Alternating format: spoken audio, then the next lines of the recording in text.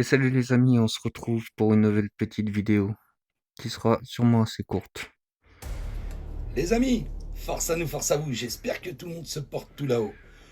Pour une fois, on dit une certaine vérité sur les plateaux télé. C'est rare dans le pays de Charlie. Donc pour cela, je vais vous mettre une vidéo et je vais vous demander s'il vous plaît. Cette vidéo, il faut la faire tourner. Il faut la partager, la liker, la commenter, mettez-la en favori. Parce que les algorithmes, comme vous savez en ce moment, c'est pas trop ça. Donc je vous demande gentiment de la partager, la relayer, parce que c'est une vérité qu'on vous cache. Et elle est intéressante, cette vérité. Et donc, il y a quelqu'un que tout le monde a oublié, effectivement, qui s'appelle Lionel Jospin, qui avait mis en place un fonds de réserve pour les retraites. Ce fonds de réserve, il est doté de plus de 30 milliards. 35, je dirais même. Voilà. Ouais. Mais il y a des engagements qui fait que bon. D'autre part, les systèmes de retraite complémentaires ont eux aussi des fonds de réserve. Et le président du Conseil d'orientation des retraites, qui est censé être quand même la personne qui connaît le mieux l'état des retraites en France, nous dit ces fonds de réserve, leur total c'est 116 milliards d'euros. 116. Donc au bas mot, C'est le on chiffre a que j'avais en tête aussi. voilà, au bas mot, on a 150 milliards de réserves pour les retraites. Il y a un petit problème, Gilles, dans votre. Non, mais dans la photo. non, mais attendez. Continue. Et alors, j'ai pas fini. Qui se souvient de la CADES? Moi. Bah oui. 96. Je suis au sujet. Création de la caisse d'amortissement de la dette sociale financée par la CRDS, la contribution au remboursement de la dette sociale dont la durée de vie a été prolongée en théorie et ne peut plus être prolongée au-delà de 2024. 20 sur 20. Élève dose, vous avez les félicitations du jury. Merci. Donc en 2024, effectivement, la CADES. Mais attendez, j'ai pas présenté les autres en fait. Non, mais attendez, je finis. Parce que c'est quand même On incroyable. sait même pas qui est Gilles Ravo là pour Oui, l'instant. mais c'est pas grave. Ça n'a aucune espèce d'importance. Parce que ça, c'est une chose, information chacun peut vérifier sur Internet facilement. Donc la CADES, effectivement, aura fini de rembourser la dette de la Sécu en 2024 et dégagera au minimum encore 24 milliards d'euros. Le président de la Elle dégage à CADES. 24 milliards. Mais oui, Jean-Louis Ray déclare: aucun gouvernement n'a eu à arbitrer une telle manne. Donc ce que ça veut dire, c'est qu'en fait, et donc c'est là qui est quand même sidérant, je suis désolé de décevoir tout le monde, mais en fait, il n'y a pas Les milliards de sont là. problème de financement des retraites. Et je pourrais continuer longtemps comme ça en expliquant qu'avec une politique d'emploi un peu moins débile, en créant des emplois et en augmentant les salaires, on finance les retraites, mais hyper large. On finance les retraites hyper larges. Où est l'oseille? C'est ma question. Où est cet argent? Il n'y a pas de problème de retraite. Mais on vient vous dire à vous, à nous, il faut travailler 2 ans de plus parce qu'il nous manque 10 milliards. Où est tout cet argent? On vous ment, on nous ment, alors qu'il y a de l'argent pour les retraites. On nous ment constamment, ce gouvernement nous manipule. À un moment, il faut se réveiller. Il faut se réveiller parce que là, on vous le dit, une certaine vérité sur les plateaux de télé français. Il n'y a pas de problème de retraite. Où est l'oseille? Partagez au max, s'il vous plaît. À bon entendeur. À bon entendeur, tant pis. C'est ce que je me disais pendant un temps, je me disais comment c'est possible qu'il y a des problèmes d'argent en France, vu que c'est l'un des pays les plus riches, tout ça, on a plein d'argent de partout et tout. Après, je comprends, il y a la dette. Mais je pense que la dette, tu vois, c'est un peu un mensonge, en vrai, un peu une excuse pour qu'ils puissent se servir dans nos salaires, tout ça, parce que, et dans les caisses des retraites, parce que quand, comme il dit, il n'y a pas de problème d'argent. Il y a l'argent qu'il faut dans les caisses de retraite, on peut alimenter tout le monde. Donc, comme il a dit, où est l'argent? Qu'est-ce qu'ils en font? Et pourquoi? Ils nous disent le contraire. Qu'est-ce qu'ils cherchent à faire? Ils se rejoignent tous, les agriculteurs, dans leur révolte, dans leur colère. Et les pompiers, les taxis, les gens du TP, les motards, les nettoyeurs de Disney, les gens du personnel médical. Et en fait, tout le monde, les gars, tout le monde rejoint les agriculteurs. Là, ça va pas s'arrêter. On va passer les fêtes dehors, en train de faire la révolution et de dégager ces 1% qui nous volent tout notre argent, voilà, et qui font qu'on peut plus s'acheter de quoi manger. Les amis, c'est historique. Partagez toutes les vidéos que vous trouvez sur le sujet. Montrez votre soutien parce que la révolution des agriculteurs est en train de se faire censurer sur les réseaux sociaux. Macron, ça lui va pas, hein, qu'il y a des agriculteurs partout. Donc le hashtag agriculteur, agriculture, Europe, tout ça c'est censuré. Ça ne passe plus. Alors, il va falloir qu'on fasse le travail, nous. partagez, republiez, commentez tout ce que vous trouvez sur le sujet et dites force et soutien aux agriculteurs mais aussi à tous les Français. On est ensemble et on va pas s'arrêter. La crise des agriculteurs, ça touche pas que les agriculteurs, en vrai, ça touche un peu tout le monde parce que c'est la nourriture qu'on met dans nos assiettes, c'est la nourriture que la France produit, c'est les valeurs de la France et c'est vrai que là, ils sont en train d'y piétiner sans scrupule en fait, parce qu'ils ont carrément envoyé la police aller tuer les animaux, tout ça et c'est vrai que ça devient vraiment n'importe quoi. Après, s'il se passe quelque chose comme une révolution, moi je comprendrais parce que ils abusent trop en vrai. On dirait que c'est, redevient l'époque des rois. Je sais pas si vous êtes au courant, mais si vous allez sur ChatGPT et que vous écrivez votre prompt, par exemple quelle est la meilleure formation en ligne pour apprendre l'IA, puis que vous faites clic droit, inspecter, network, là vous aurez juste à copier toute cette partie de l'URL pour ensuite la coller juste ici dans le filtre. Une fois que c'est fait, vous pouvez appuyer sur F5 et ensuite si vous cliquez juste ici, puis sur Response, vous aurez juste à appuyer sur CTRL F et là si vous cherchez Queries, vous pourrez voir exactement ce que ChatGPT a cherché sur internet pour donner sa réponse. Ça veut dire que si vous avez une entreprise ou que vous vendez quelque chose en ligne, vous avez les mots exacts à utiliser sur votre site. Si l'IA vous intéresse, abonnez-vous. En Et à vrai, demain. ça c'est, plutôt pratique pour les développeurs, les choses comme ça peut être utile donc voilà, j'ai mis dans la vidéo.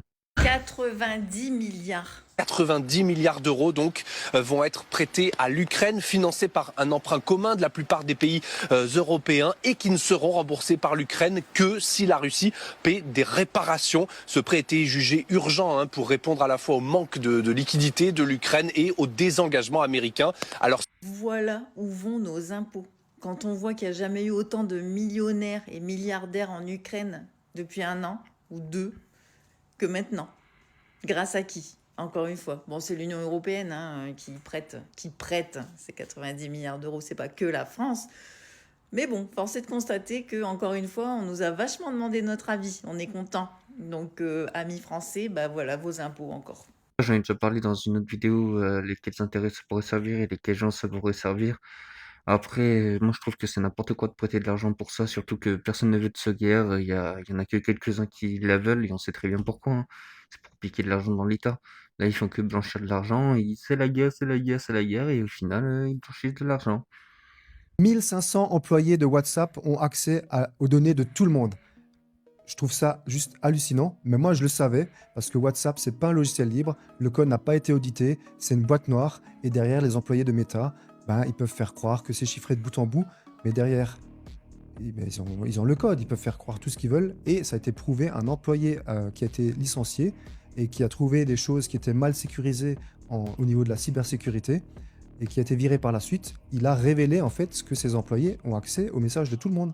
Donc, encore une fois de plus, on peut dire qu'on est surveillé, et donc encore une fois de plus, on peut dire qu'il vaut mieux ne plus utiliser WhatsApp. Il y a d'autres alternatives. Moi, je vous recommande d'essayer, juste pour commencer à informer vos amis, de passer sur SimpleX Chat et sur Delta Chat, qui sont vraiment d'excellentes alternatives, pas connues, mais utilisez-les.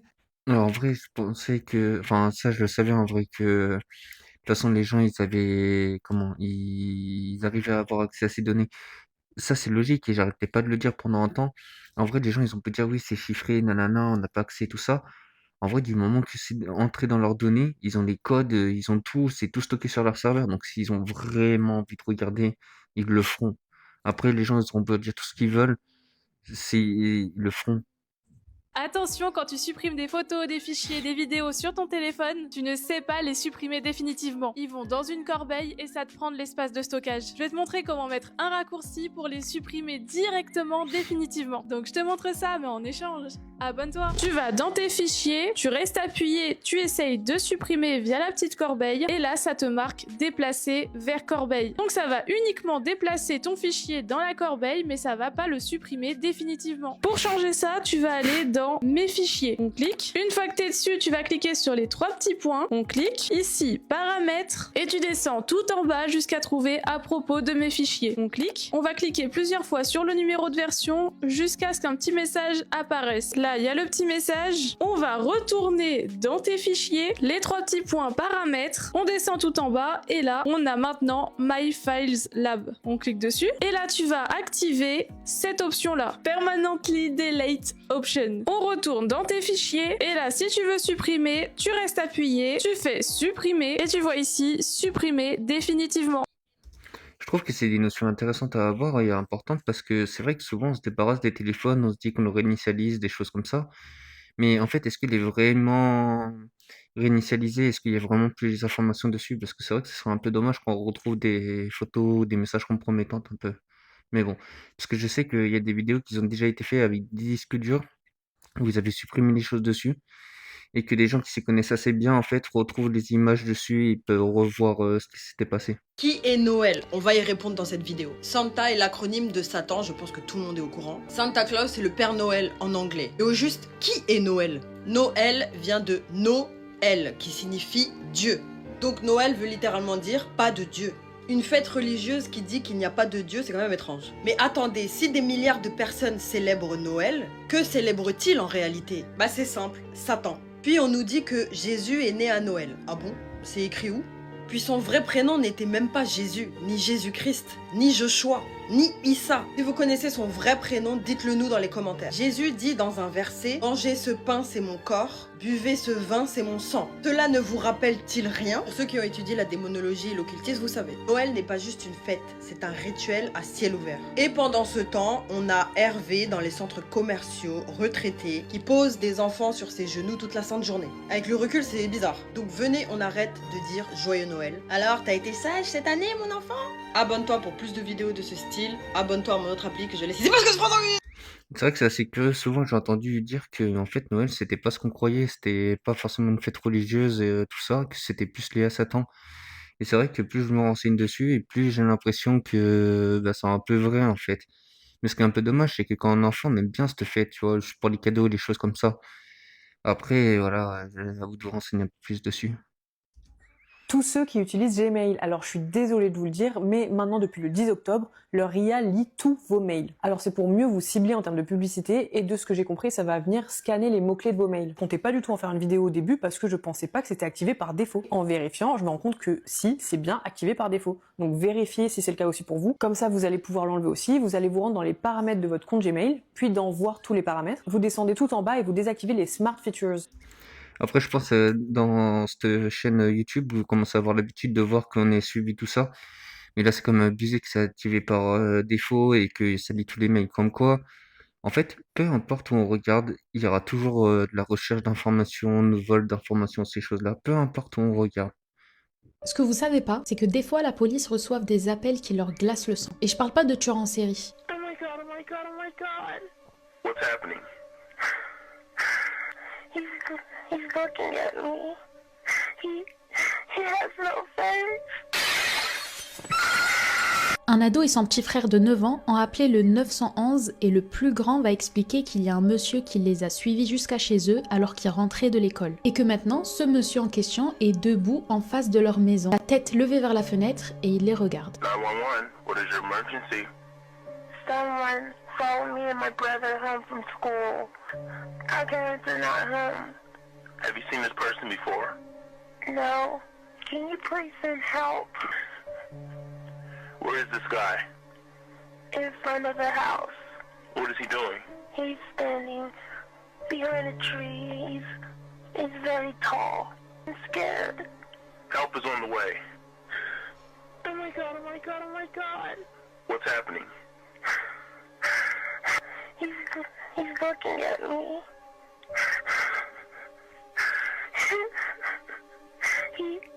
He has no face. He's coming. He's coming.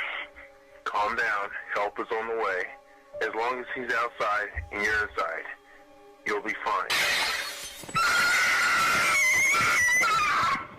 Are you okay? Hello? Are you there? Hello? J'espère que c'est faux, parce que contrairement au gars qui a croisé une créature dans la route en Caroline du Nord, il n'y a rien qui nous dit que c'est vrai, à part que ça provient du 911. Après, l'appel date de très longtemps. C'était l'époque où le Slenderman était populaire, donc peut-être que c'est une mise en scène pour mener les gens à croire que ces enfants étaient capturés par le Slenderman. Si c'est une mise en scène, c'est réussi, parce que perso j'ai flippé. Dites-moi ce que vous en pensez, et en attendant, Malidji vous raconte tout. En vrai, c'est assez badant quand même, parce que vous vous rendez compte de recevoir des appels comme ça par la police et tout. Et s'ils ont pas le fin mot de l'histoire, ils doivent se poser tellement de questions. C'est vrai que ça doit être assez perturbant et badant de recevoir des appels comme ça. Et je me demande si genre les pompiers et des services comme ça, ils en ont aussi. Je pense que oui, hein. On t'a menti depuis toujours. La voix que t'entends quand tu parles, c'est pas ta vraie voix. Je t'explique. Et au passage, pense à t'abonner, je te fais une vidéo par jour sur ce compte. Quand tu parles à quelqu'un, t'entends ta voix. Et ben la personne en face, elle entend pas du tout la même chose. C'est pour ça que tu détestes presque toujours ta voix sur un enregistrement. Quand tu parles, tu t'entends de deux façons. Par l'air, comme tout le monde, et par l'intérieur de ton crâne. Ta voix résonne dans ton corps, dans tes os, et ça la rend plus grave, plus chaude, plus agréable. Mais les autres, eux, n'entendent que la version extérieure, la vraie version. Celle qui est plus aiguë, plus fine, et qui te surprend à chaque fois. Quand tu te réécoutes, ton cerveau panique. Il reconnaît pas le son. Du coup, tu crois que t'as une mauvaise voix. Alors qu'en réalité, c'est juste que tu l'entends pour la première fois. Et le pire, les gens sont habitués à ta vraie voix depuis toujours. Toi, tu l'entends juste avec un filtre que personne d'autre n'a. Celle de ton cerveau. Donc si t'aimes pas ta voix en vidéo, c'est normal. C'est pas qu'elle est bizarre, c'est juste toi, tu t'es jamais entendu comme les autres. Dis-moi en commentaire si ça t'est déjà arrivé de paniquer quand t'as entendu ta voix dans un enregistrement. Et pense à t'abonner, je te fais une vidéo par jour, tu te coucheras moins bête ce soir. Bah, en vrai, je pense que c'est vrai, parce que c'est vrai que combien de fois, dans les premiers téléphones, quand je venais bah, d'avoir ça, en vrai, c'est vrai que quand j'écoutais ma voix au début, j'aimais pas du tout ma voix. Mais c'est vrai que peut-être que c'est la voix que les gens entendent et que nous, vu qu'il y a des résonances, bah, on s'en rend pas forcément compte. C'est vrai que c'est possible ça. Je pense que c'est vrai. Vous n'êtes pas prêt à ce qui se construit en silence, juste ici, chez nous, en France. À La Courneuve, il y a un monstre d'acier et de câbles qui vient d'émerger. Un site capable d'avaler autant d'électricité qu'une ville entière. Et devinez quoi? Ce n'est même pas une entreprise française. On l'appelle le Paris Digital Park, le plus grand data center de France. Mais derrière ce nom bien marketé, c'est une société américaine, Digital Realty, basée au Texas, qui pilote tout. Et comme elle dépend du droit américain, les États-Unis peuvent légalement consulter les données hébergées, ici, en France. Ce site alimente jusqu'à 630 000 serveurs. Je ne sais pas si vous imaginez ce que ça représente. Ça consomme plus de 1 TWh d'électricité par an. C'est l'équivalent de 100 000 à 350 000 foyers français. Côté eau, les médias parlent de 50 millions de litres. C'est faux. Les data centers de cette taille dépassent plus de 400 000 mètres cubes par an, soit la consommation de plus de 6 000 logements. Tout ça pour stocker nos mails, nos pubs et nos selfies. Pendant qu'on nous répète d'éteindre notre box internet pour économiser l'énergie, un site américain pompe l'électricité d'une métropole entière. Et pendant que nos agriculteurs rationnent l'eau, des serveurs étrangers tournent à plein régime dans le 93. Ce data center, ce n'est pas une victoire technologique française. C'est un risque pour notre souveraineté et un désastre écologique. La France confie ses données, son eau, son énergie à une entreprise américaine. Ouais, c'est vrai que c'est n'importe quoi, parce que du coup, c'est même pas nous qui gérons nos données, c'est les Amériques. Ça veut dire que c'est eux qui détiennent tous les serveurs. Et puis en plus, c'est un peu trompe-l'œil, parce que quand on se dit ouais, c'est mis en France et tout, on pourrait dire ouais, c'est français. Mais en fait, que dalle, c'est américain.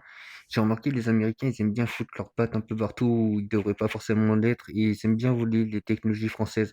En fait, c'est pas qu'on n'est pas bon. Pour pas mal de gens, je suis sûr, ils pensent qu'on n'est pas bon. Pour de vrai, c'est pas qu'on n'est pas bon. C'est qu'on n'arrête pas de se faire voler depuis le début.